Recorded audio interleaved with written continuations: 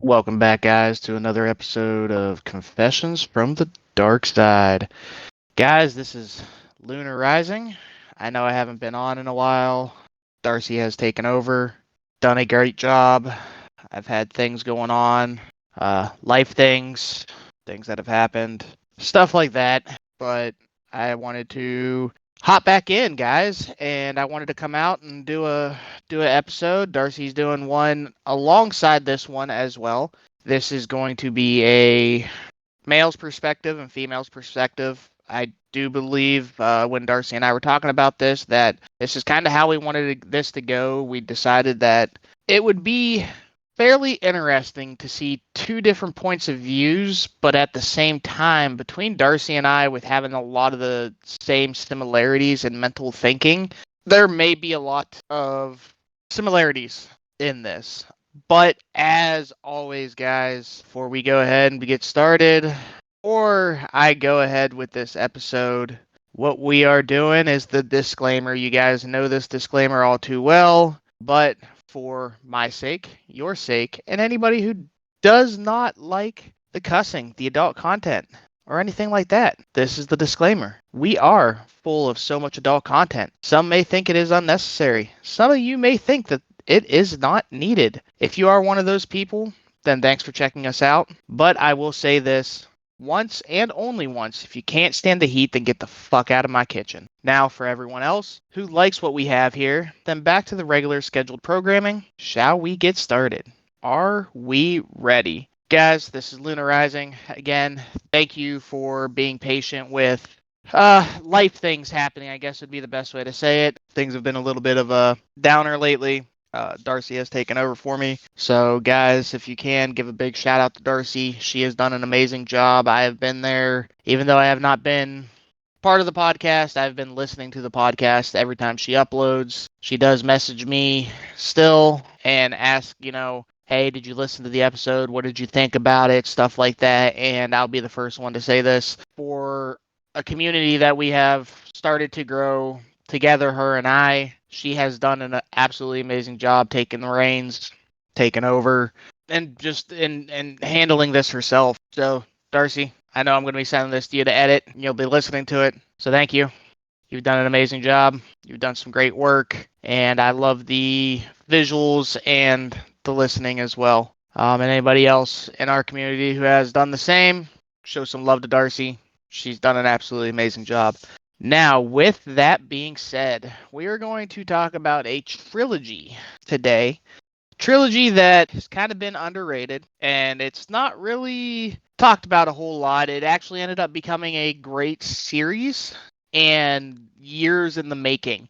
And it definitely touched on a bunch of topics that we want to talk about. Now, it's not your typical horror movie that we're going to be going with. It's more of a what would be the best way to put it? It'd be a thriller / superhero movie in a way. Superhero villain. It's kind of hard to give a actual basis on this, but the one thing that it does touch on the most in it is mental illness. And that is kind of why Darcy and I, we sat there, we talked about it a little bit, and I told her that I wanted to do an episode based on this trilogy. And she had a genius idea. How about doing it from two different perspectives?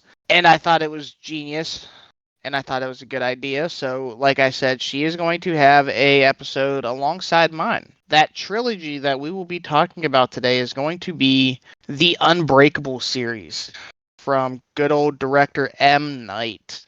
So, if you guys have not seen this trilogy by M. Night, it is a very, very solid movie.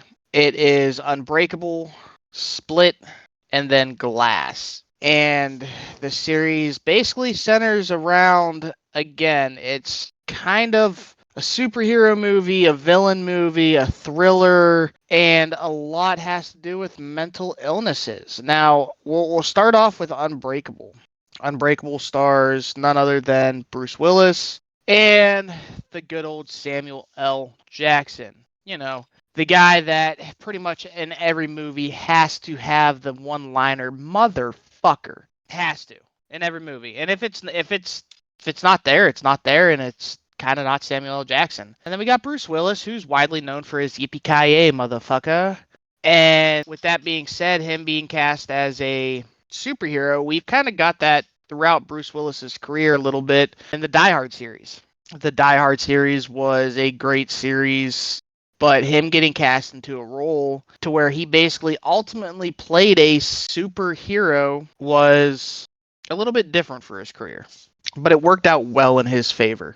I think that with Unbreakable, if nobody if nobody has seen these movies, do yourself a favor, watch them. But I will kind of give a quick, summary of, Unbreakable, Split, and Glass. And we'll start off with Unbreakable. So not much with the synopsis or description of the movie, but a man learns something extraordinary about himself after a devastating accident.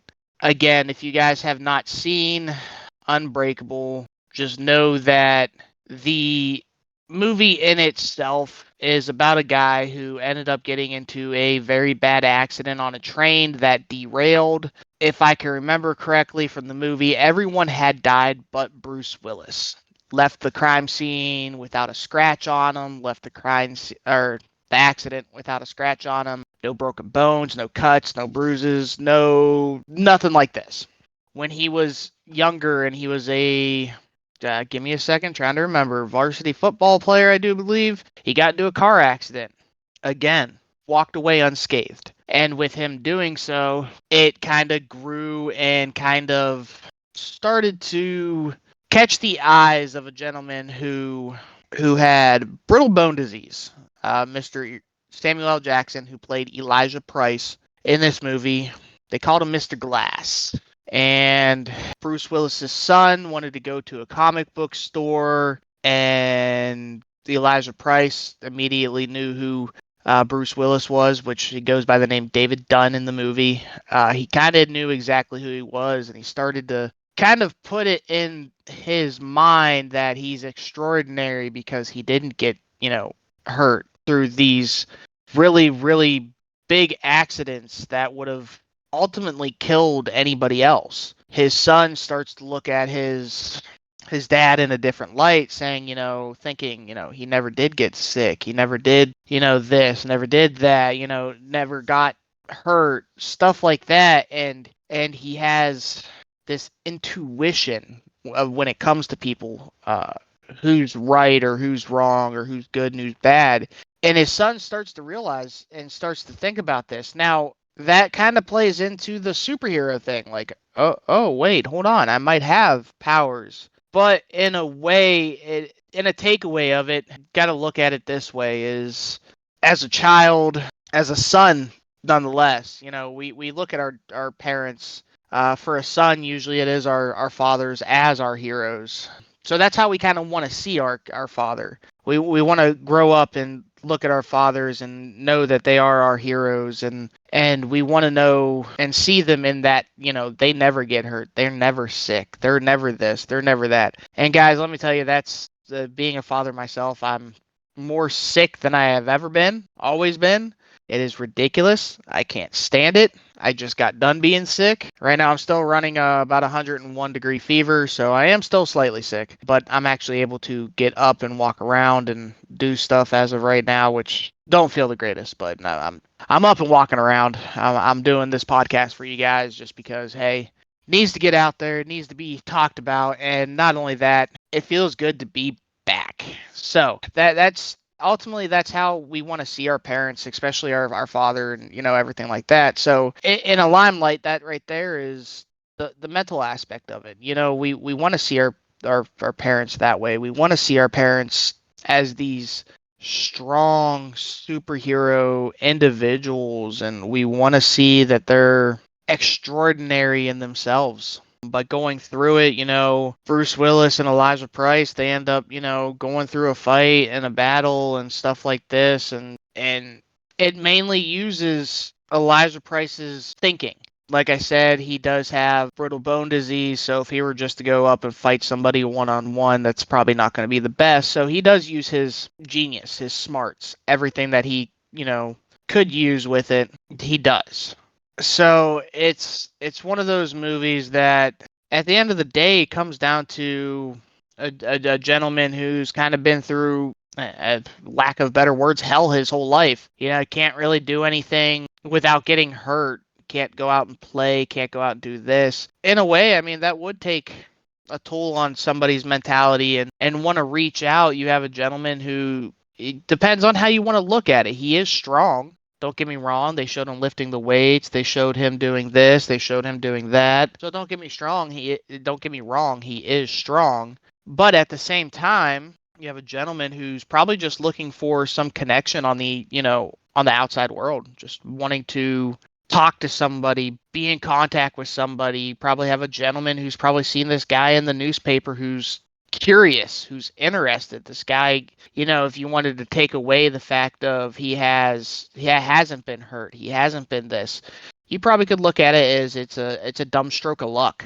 He gotten lucky, didn't get hurt when he was in the car accident, didn't get hurt when the train derailed and everybody else around him passed away. It'd be dumb luck.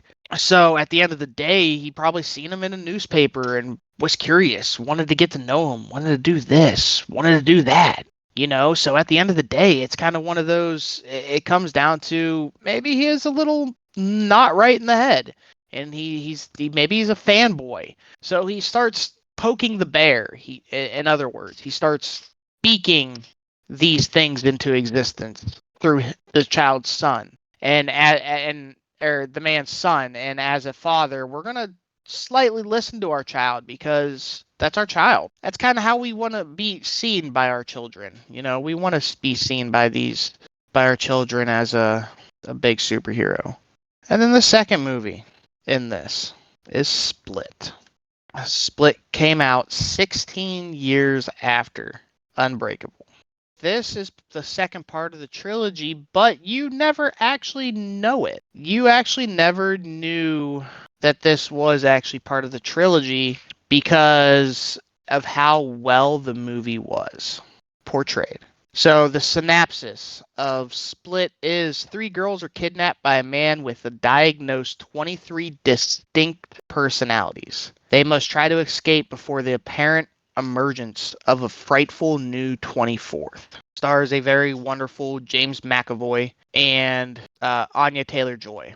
This movie definitely plays a really good part on the mental aspect of everything. As the synopsis literally just said, guy is diagnosed with 23 distinct personalities. So he does have split personality disorder, and he does go through each of these personalities very well. If you guys have not seen Split, James McAvoy is a phenomenal actor who plays each and every distinct personality very well, who makes these different characters that are all the same one person come to life very, very well and very well thought out. So it's, again, this guy kidnapped 3 girls. Going throughout the whole movie, you're learning that each of these personalities are following a single entity, or as the synopsis did say, 24th frightful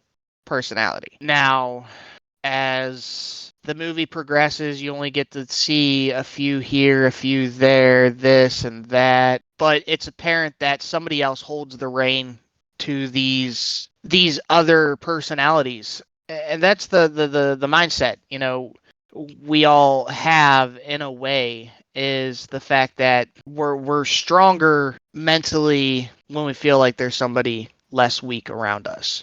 And that's, I think, what his mentality is kind of going through, is 23 personalities are listening to one entity.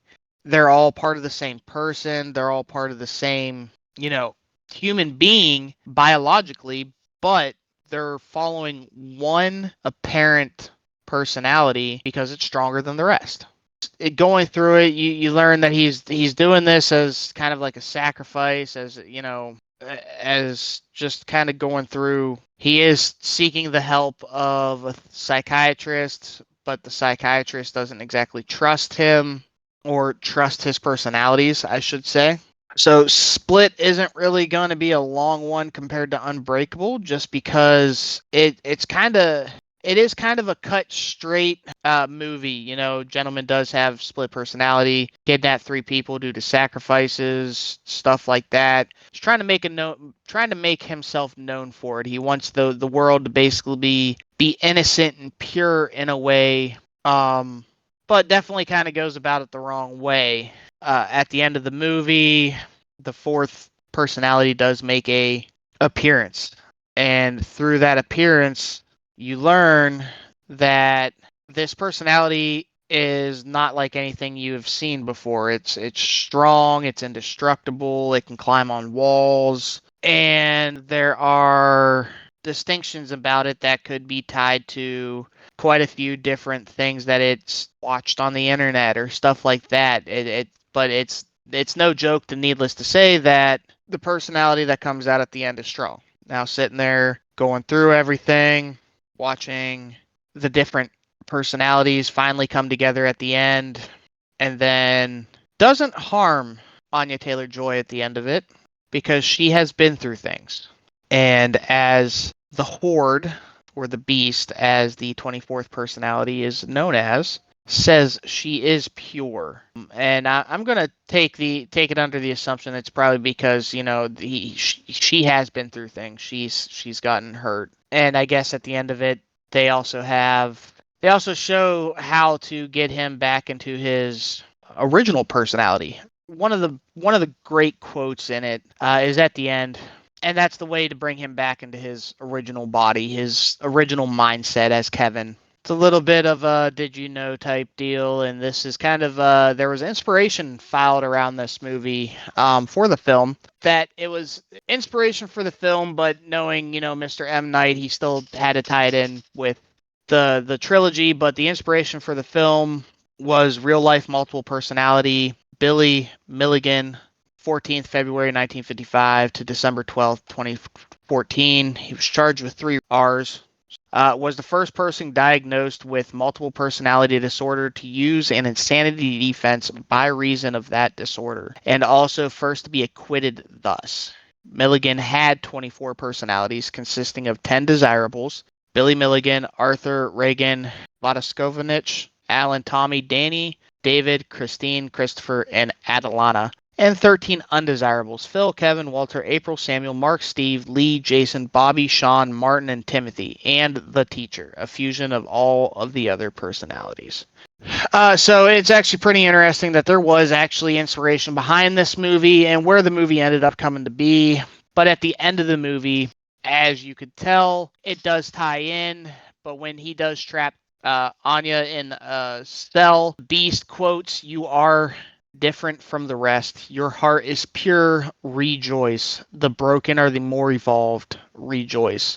And this has to do with seeing the scars on her, everything like that. And he comes to realize that there is purities in people who have been hurt, but not because they have done wrong in their lifetime, but because wrong has been done to them. That's kind of what I wanted to say. And then at the very, very end of it, sitting there in a diner, watching the news about what has happened, what is going on, it pans, and then ends up showing Bruce Willis at the very end of it, back in his persona as David Dunn, knowing that there's something that has to be done, that he has to do. This person has not been caught. Then it pans off to him pulling Dennis or the Beast or one of the 23 personalities, pans off showing him in a mirror pulling a shotgun slug out of his chest from getting hit, but not doing any harm to him. And this just goes to show that having multiple different personalities, you're always going to have one that's going to be in control, that's going to be stronger than the rest, that is going to think that it can do multiple different things.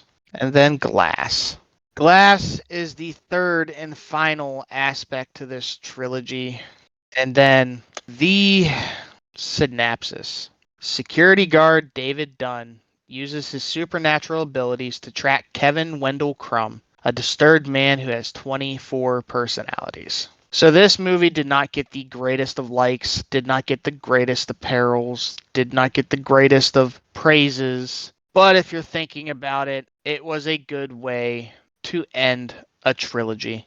In a very good way at that. The movie is, as stated, centered around David Dunn tracking Kevin Wendell Crumb, trying to find this man with 24 personalities who keeps kidnapping people, who keeps harming people, who keeps doing these things, and tries to finally catch him. And he goes now by the name as the Watcher. After a short time, it shows him finally end up tracking him down to a very, very secluded warehouse, rescues these girls that he had kidnapped, and then it turns into a fight between Kevin and David. Or should I say the Beast and David. They fight, things escalate, but before anything can actually happen, the two get sent to a psych ward. Again, kind of goes on the mental side of things. They go to a psych ward because they don't, quote unquote, possess these abilities that they say that they do. Sarah Paulson plays in this, and if anybody doesn't know who Sarah Paulson is, she plays throughout the American Horror Story series and quite a few movies as well. She plays Dr. Ellie Staple in this movie. And going through this movie, she has an eerie feeling about her, pushing so hard to make Kevin and David think that they don't have these abilities, these special powers, thinking that it's just all in their head and thinking that it's all this and that. And then it comes to find out that Mr. Elijah Price, welcome back Samuel L. Jackson to the trilogy, is back in this. Through it, over and over again, Sarah Paulson is just trying to convince Bruce Willis, Samuel L. Jackson, and James McAvoy that they do not possess these abilities, these powers. And for the majority of the movie, Elijah Price is mainly under sedation because out of the whole thing, Elijah Price does not have really too many abilities, too many thoughts, too many powers. But the one thing he is he is a master thinker. He is a genius when it comes to solutions, problems, figuring things out to get what he needs or get what he wants to do.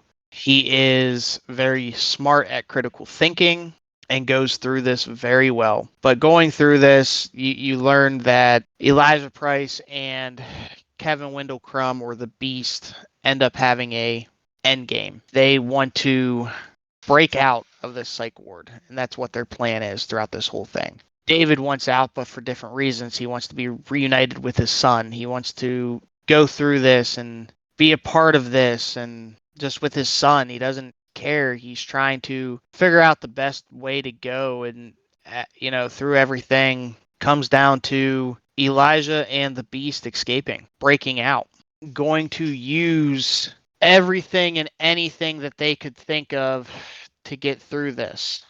But you see, that's where the story kind of kicks place, because you learn that Elijah had ulterior motives. He wanted it to be caught worldwide to show the world that these people in particular had these special abilities.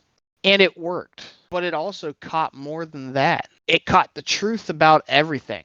You end up finding out that Kevin was young. His dad left to go get help. His dad left to go get a specialist for his personalities. But Kevin's mom was abusive. You end up learning that Kevin's dad took the same train that David Dunn was on. And then you end up learning that the man who actually derailed that train and caused it to be faulty was Elijah Price, which in turn made the Beast turn on Elijah. You learn that the reason Bruce Willis is the way that he is, or David Dunn is the way that he is because of Elijah Price. Doing all these things to him, testing his body, testing his mind, testing his strength, was because of Elijah Price. If it wasn't for the fact that Kevin's dad never came home, if he had come home, would Kevin still be the same way that he was? Or would he be different? But because his dad never did come home, and he had to live with his abusive mom, it made him create these personalities. These personalities that basically hid him from the abuse of his mother. Elijah, in turn, is the one who created these superheroes / villains / characters. He is the reason they are the way that they are. You learn that Elijah creates supervillains and superheroes. Now, from Unbreakable, you learned that David Dunn's weakness out of everything, due to a childhood incident, is water. He has a fear of water, he has a fear of drowning, because when he was younger, that was the only thing that really could hurt him. The beasts end up putting him in water, they end up getting out, but then a security guard drowns him. And then Anya Taylor-Joy, or Casey Cook is her name. Did forget to mention that about Split. Casey Cook is her name. Ends up calling out for Kevin Wendell Crumb, which puts Kevin back into his original mind, brings him back into the light, and a security guard shoots him while he's back to his original self. Going through these, you learn that this was not just orchestrated, but it was planned by none other than Dr. Ellie Staple, who actually is part of a bigger picture, who's a part of a more elaborate, I don't know if the right word would be cult. I don't know if the right word would be secret division, what it would be, a government agency, I don't know. But you learn that they've been doing this for thousands of years, protecting the people from the supernatural. At the end of this, you realize that she kills off these characters one by one, making them try to believe that everything was just in their mind, that they were mentally ill and sick, and that they were wrong to think. That these powers, these principles, and that these mindsets that they had were all wrong. You learn that she tries to go through Kevin's personalities and stuff like that, stating that they found rock climbing videos and everything like that on his computer that could account for how he could climb on the walls for free climbing. And he brings up the iron bars. And she says I could bend them too, using a little leverage, not by hand. Which in Split you had seen that he bends 2 iron bars by hand, not with leverage. With Bruce Willis always asking questions about illnesses or weaknesses and stuff like that, and saying that's just it's not possible. Can never really see her ask Samuel L. Jackson or Elijah Price or Mr. Glass, whoever, how you ever want to call him. You can never really see her ask him much of anything, and that's mainly due to the fact that he's drugged 85% of the movie because he is smart. And even Samuel L. Jackson had said that working with James McAvoy on the movie, he even said this: as good as I like to think I am, or what I do, or how I do it, watching somebody transform characters in front of your eyes and having an argument with 4 different people is pretty amazing. That's literally just a way to think about it. And at the end of the movie, Elijah Price has one of probably the best quotes in this. And going through each of the movies, everything like that, and you learning their different personas, their personalities, their weaknesses, their strengths, everything like this, whether you want to think it's coming from a mental aspect or just your, run-of-the-mill different superhero movie. But Elijah Price says this was an origin story the whole time. With that being said, could we potentially see future installments? Quite possibly. Would M. Night be up to do more installments to these movies? Even though Disney does own the rights to Unbreakable, M. Night still possesses the rights to make any sequels, so he has the opportunity in doing so. And I would definitely love to see that. I would honestly love to see him come out with maybe 1 or 2 more to the film and going through everything, because all 3 of these movies together were great movies. Take a look at it. This is the crazy thing going through. Glass came out in 2019, 3 years after Split. But it took 19 years for M. Night to fully build a trilogy, to fully build a mentality that people with superpowers do exist. From Unbreakable as David Dunn to Glass as a conclusion of a series, of a man who has superpowers, as a man who has split personalities that make him do extraordinary things that no normal human being could, or a man who is a pure genius who thinks steps upon steps upon steps ahead of people. It just goes to show that M. Night himself is a rash thinker when it comes to these movies. And to actually wait 16 years before releasing a sequel that, who knows, he either did or he didn't have a actual thought on it. Who knows, maybe he actually didn't think of doing this. Maybe that inspiration for Split came out and then he thought it would be a great tie-in to the movie. But all in all, the movies themselves had a bunch of moral agendas, moral thoughts, moral, however you want to look at it. The first one, like I said, Unbreakable, it could play off the mental aspect of, as kids, we always want to see our parents as heroes. We always want to see them strong and never breaking and stuff like that. And that's how kids see us. The second movie in the series, Split, as I said, that was definitely kind of more of a straightforward movie. The gentleman did have split personality disorder. So it's definitely kind of out there, it's definitely kind of part of it, and it's already part of the mental aspect of things. And Unbreakable or Glass, you just see it all get brought together. You get everything and anything that you could think of. You get a gentleman who's extremely strong. You get a gentleman who's an overthinker, who's smart, who possesses the ability to think and stay ahead. And then you have a gentleman who does have the split personalities, but one of those personalities is stronger than the rest, who possesses the abilities to be able to do things. And then you have the ultimate villain at the end of it, who is least expected, per usual. Somebody who wants to make people believe they are sane in a way to make them believe that they don't have these powers.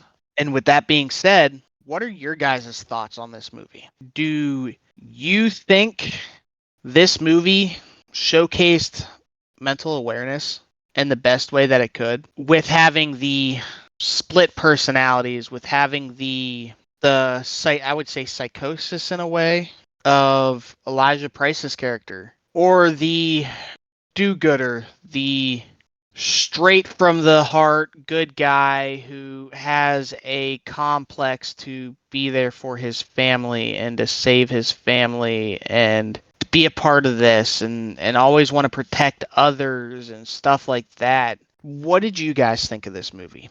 Did you guys like this movie, this trilogy, this series that M. Night has miraculously made?